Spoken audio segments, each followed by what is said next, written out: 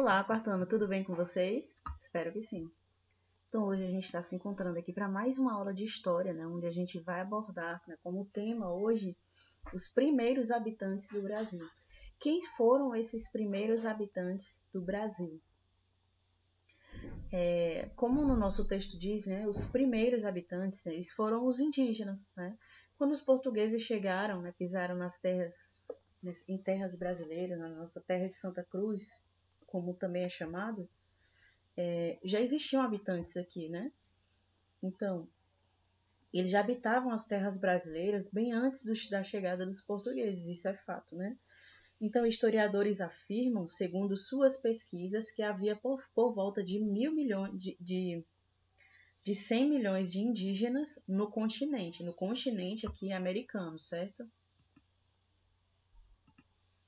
Então, os povos indígenas, né, no período da chegada dos portugueses, né, os indígenas, eles se dividiam em 7 grandes grupos. Quais são esses grupos?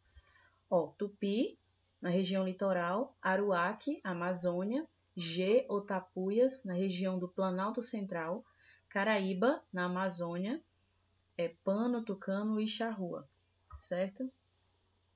E outros grupos. E trouxe aqui um mapa para vocês mostrando como é que era feita essa divisão, para ilustrar. Para especificar melhor, para explicar melhor, para ficar mais claro, né? A gente tem uma ideia mais ou menos de onde era que essas tribos habitavam. Então, sobre os troncos linguísticos, né? Antes de falar sobre esses troncos linguísticos, né? Vamos primeiro saber o que é, né? Especialistas em línguas, né, ou os linguistas, né, estudam as semelhanças e as diferenças entre elas e as organizam em troncos e famílias linguísticas. Eu trouxe aqui para vocês, né, só o conceito de troncos, né, já que é sobre isso que a gente vai falar, então eu trouxe somente o conceito de troncos linguísticos. E o que são esses troncos linguísticos? O tronco linguístico é um conjunto de línguas que tem a mesma origem, né? Não trouxe até, né, tem até essa ilustração aqui, né? Que a gente pode dizer que é uma ilustração simbólica para mostrar mais ou menos como é que funciona, por que é chamada assim de tronco, né? De tronco linguístico. A origem de todas é essa macro-G aqui, né? A partir dessa macro-G saíram as outras, né? Então, é um conjunto de línguas que tem a mesma origem, uma língua mais antiga que não é mais falada. Como essa língua de origem existiu há milhares de anos, as semelhanças entre as línguas que vieram dela são muito difíceis de serem percebidas. Um exemplo, gente, né, eu acredito que um exemplo que a gente pode usar é o latim. Né? O latim é uma língua que ela é utilizada, mas não como forma de comunicação mesmo no dia a dia, como a gente usa o português, o italiano, o inglês, né?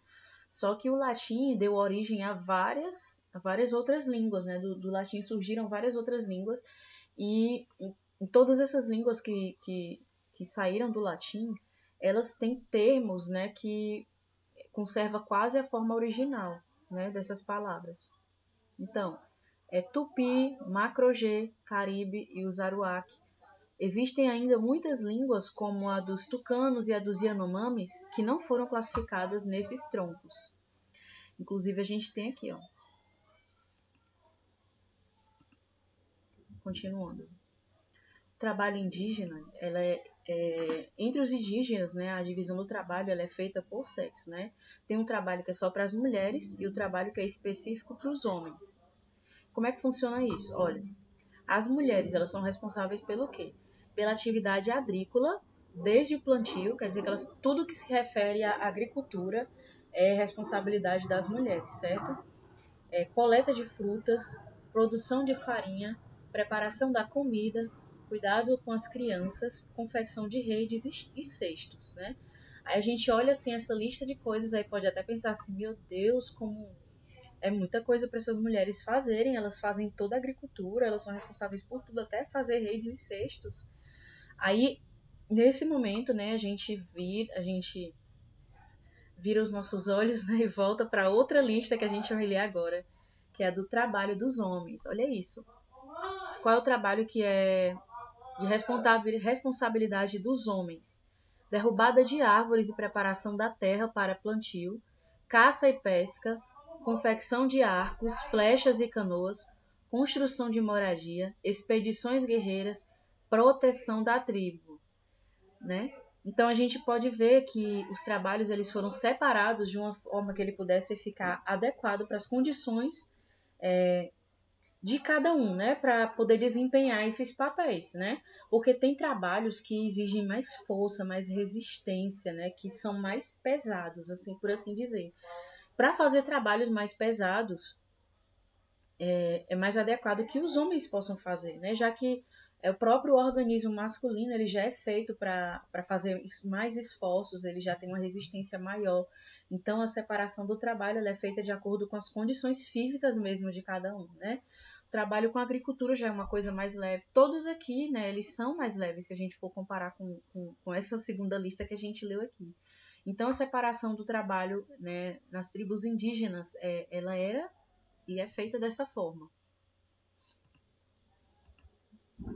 Então, as contribuições indígenas para a formação do povo brasileiro, né?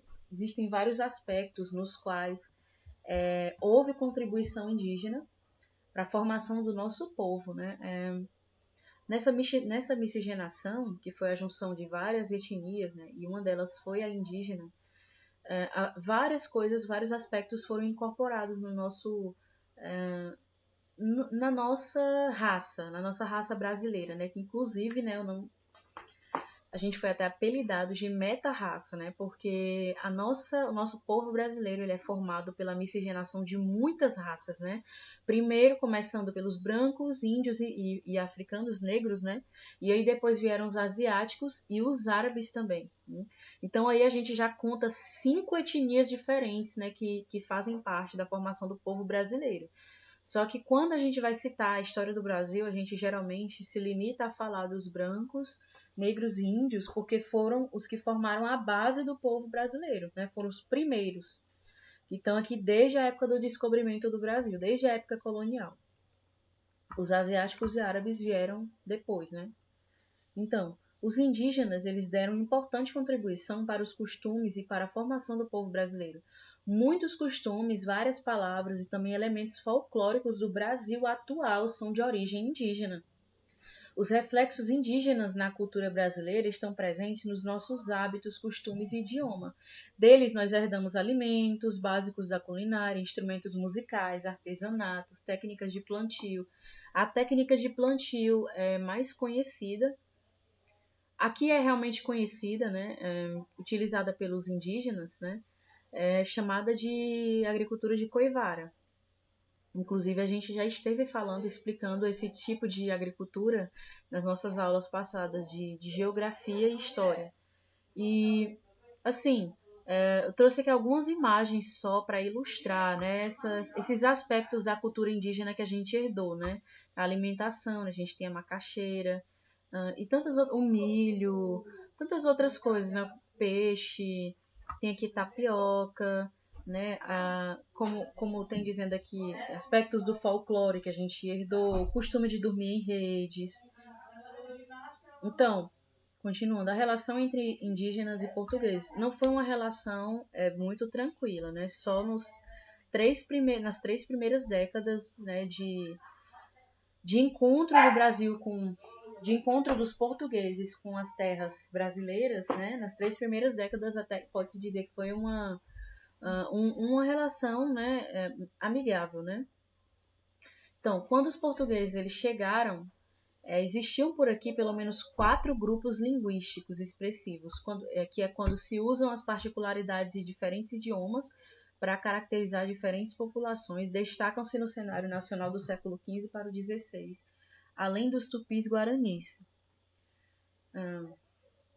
Então, lendo novamente, quando se usam as particularidades de diferentes idiomas para caracterizar diferentes populações, destacam-se no cenário nacional do século XV para o XVI, além dos tupis-guaranis. Quer dizer, se usavam o idioma, né, o modo deles de falar, né, as características da linguagem deles, para diferenciar os povos também, as populações. Então, Os colonizadores, eles não sabiam de nada disso. Eles não sabiam que usavam as características da linguagem, né, para diferenciar as populações entre si, né? Eles não sabiam disso. Eles estavam ocupados com a própria subsistência em pequenos vilarejos à beira-mar. Quer dizer, o que os europeus estavam tentando fazer, os portugueses? Eles estavam tentando sobreviver, né? Eles estavam passando uma certa, vamos dizer assim, uma temporada nas terras brasileiras, e eles estavam ocupados, né? A preocupação deles era em procurar se sustentar, né? Com a própria subsistência nesses vilarejos onde eles estavam perto do mar. Então, com a ajuda dos degredados e dos náufragos que foram sendo deixados na costa a partir de 1500 e do olhar analítico dos jesuítas, né, a partir de então, eles começaram a perceber que eles viviam em outro mundo. O que significa isso? Que existiam náufragos e pessoas degradadas, né, pessoas isoladas, né, que foram sendo deixados na costa a partir de 1500 e do olhar analítico dos jesuítas a partir de então. Por que o olhar analítico dos jesuítas? Porque os jesuítas é que foram os responsáveis pela educação dos índios, né? Eles foram os professores dos índios. Então, nesse período em que eles estavam ensinando, né, os índios, estavam sendo os professores, os catequistas dos índios, eles puderam observar vários aspectos, costumes, assim, desses povos indígenas, né? E aí foi essa observação que eles fizeram que ajudaram esses portugueses quando eles, à medida que o tempo foi passando, né? E aí eles começaram a perceber que eles estavam vivendo num mundo diferente do que eles viviam em Portugal, né? Com regras diferentes. E essas regras incluíam rituais de canibalismo, né? E era algo muito canibalismo, né? Não vou saber dizer agora com certeza se ainda existem tribos que utilizem esses rituais, mas acredito que existam sim. Mas assim, na sociedade em geral, né, pessoas que têm uma certa civilidade diferente, né, pessoas civilizadas e tal, esse tipo de atitude é considerada crime, certo? Porque canibalismo é quando você se alimenta, né, de espécies de outros seres vivos da sua mesma espécie, no caso. Se a minha espécie, né, é humana, né, eu estou sendo canibal quando eu me alimento de outros seres humanos. Então, para esses povos indígenas nessa época, né, os portugueses não sabiam disso quando eles chegaram, porém com a ajuda de outras pessoas que estavam lá mais tempo, né, eles acabaram percebendo que eles estavam vivendo num mundo diferente do que eles viviam em Portugal. E esse detalhe do canibalismo, ele fazia parte da rotina dos índios, né? Eles tinham rituais, né? Inclusive eu trouxe até um pequeno desenhozinho aqui para ilustrar para vocês. Esse aqui é um momento de ritual, né? E eram rituais, assim, podemos dizer, pesados, né? Que tinham encenações, né? Eles contavam histórias dentro desses rituais e eles acabavam chegando ao canibalismo. Então, o contato inicial entre os brancos e índios, ele foi amistoso, como eu já tinha falado para vocês, né, pelo menos nos 3 primeiros séculos, segundo pesquisas, né, segundo pesquisas que eu fiz, pelo menos nos 3 primeiros séculos, quer dizer o quê? 3 primeiras décadas, séculos não, 3 primeiras décadas, nos 30 primeiros anos, né? Como se pode ver, por exemplo, na carta de Pero Vaz de Caminha. Eu não trouxe aqui a carta, certo? Mas num outro momento eu posso trazer o conteúdo da carta para ler aqui com vocês, tá bom? Porque assim, essa nossa aula acabou ficando um pouco longa, então não teria como eu trazer trechos da carta para ler para vocês. Mas num outro momento eu pretendo trazer. Então, na carta de Pero Vaz de Caminha, onde o escrivão narra momentos, que ele era o escrivão, né, do rei, ele narra momentos de descontração e festa entre as duas raças, e isso aconteceu justamente nessas 3 primeiras décadas, que são os 30 primeiros anos de contato dos portugueses com os índios, né? Na verdade, esse contato amigável, ele se estendeu pelas 3 ou 4 primeiras décadas de colonização. Tá aqui, ó. Se estendeu pelas 3 ou 4 primeiras décadas de colonização. De um lado, os brancos estavam em franca minoria e precisavam dos índios para conseguir seus objetivos, basicamente extrair o pau-brasil. O que isso aqui quer dizer? Eu estou querendo dizer que essa amizade dos portugueses com os indígenas era justamente pelo fato de a quantidade de portugueses que tinha era muito menor do que a quantidade de índios, certo? E por isso eles não desafiavam, eles procuravam ter um relacionamento amistoso com os índios. Isso segundo o texto dessa pesquisa, certo? Essa é a dedução que fizeram. Então, os índios, eles não só os ajudavam, novamente, eu quero frisar que é segundo essa pesquisa, né? Existem várias fontes, vários pesquisadores, historiadores com teorias diferentes. E essa, né, que eu estou trazendo é uma dessas teorias. Então, os índios, eles não só ajudavam a localizar as árvores, como a abatê-las e carregar os navios. Quer dizer, que os índios, eles ajudavam os portugueses a encontrar as árvores de pau-brasil, ajudavam a derrubar as árvores e levar para os navios, certo? Eles tinham certa relação de parceria. Em troca, eles recebiam dos brancos não somente os colares de contas, né, e espelhinhos que se tornaram um lugar comum em muitos livros de história. Essa parte aí dessas coisas que os índios recebiam dos portugueses, né, isso aí são detalhes que são muito comentados. Mas também e principalmente ferramentas. Olha isso, facões, machados, enxadas. Estes sim eram os objetos que os índios queriam receber: facões, machados e enxadas. Olha isso.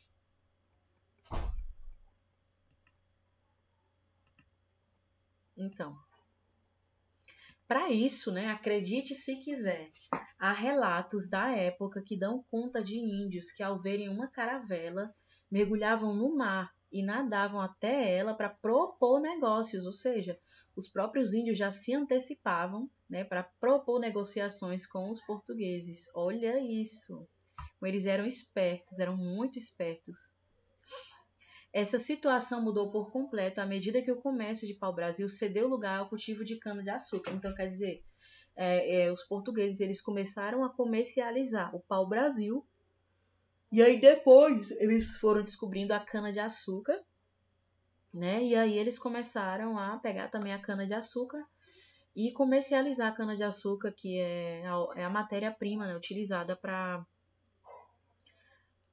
fabricação, né, para a fabricação mesmo, a produção de bebidas alcoólicas, então, como principal fonte de riqueza proveniente do território brasileiro para os portugueses. Quer dizer, começou a deixar de ser o pau-brasil e começou a ser a cana-de-açúcar, né, a principal fonte de riqueza, a principal matéria, a principal mercadoria com que eles começaram a trabalhar para adquirirem riquezas, né? E essa matéria, esse produto, ia daqui, né? Era tirado aqui do Brasil e levado para Portugal para venderem lá. Então, basicamente a partir da segunda metade do século XVII. Século XVII, então, a partir de 1701 em diante. Não, a partir de 1701 em diante, não. A partir de 1601 em diante, certo? 1601 até depois do século XVII, até 1700. A partir de 1701 já é século XVIII.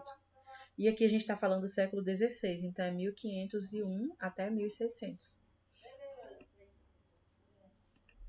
Então, continuando. Nesse momento, né, os homens brancos eles passaram a vir em maior quantidade para o país, e o seu objetivo era tomar posse das terras. O índio passou, então, a ser visto de outra maneira. Ele era, ao mesmo tempo, um obstáculo à posse e uma fonte de mão de obra escrava. Quer dizer o quê? Que o índio, né, isso está falando aqui, que os portugueses eles consideravam o índio. O que significa dizer que eles eram, ao mesmo tempo, obstáculo e mão de obra? Quer dizer que os índios eles estavam querendo combater, né, impedir que os portugueses pudessem pegar cana-de-açúcar e pau-brasil para comercializar em Portugal.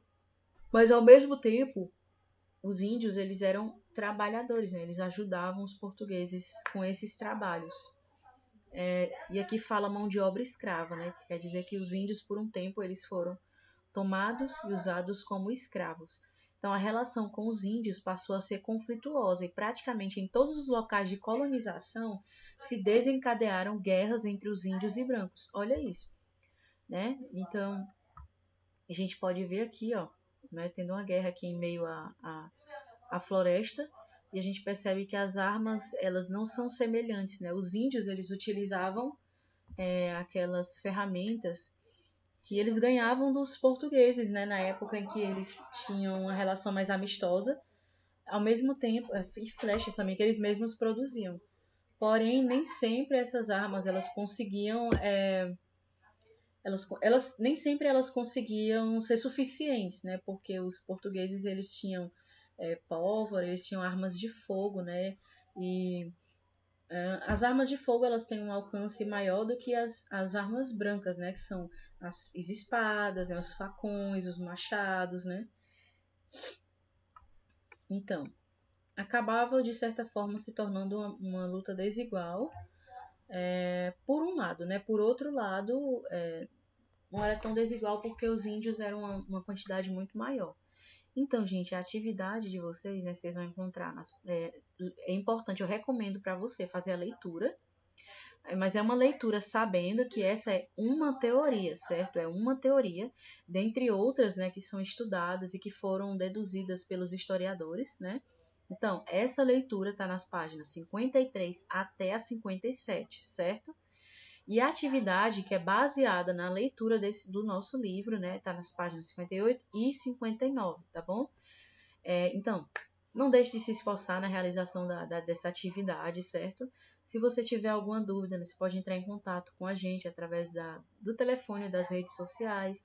Mas a minha sugestão, minha orientação para você, em caso de dúvida, procure ler o texto mais de uma vez até você entender, né?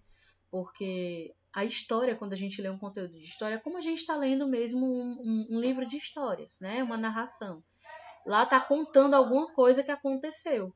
Então, procure ler até que você entenda, né, os fatos que aconteceram.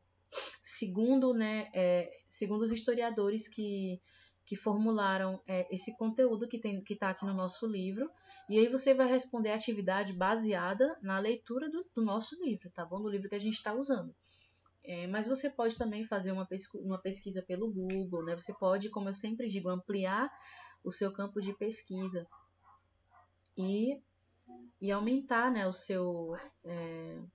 as suas informações sobre isso, né? E aí pode lhe ajudar a entender, caso alguma coisa não tenha ficado claro nessa história, né? Então é isso, gente. Mas de qualquer forma, eu espero que esse momento de aula, né, possa ter ficado um conteúdo bem claro para vocês, né? Que não tenha sido difícil de entender, mas que possa ter sido claro. Que você possa ter feito bastante proveito dessa aula, certo? E tenha um bom desempenho e uma ótima aprendizagem. Tchau!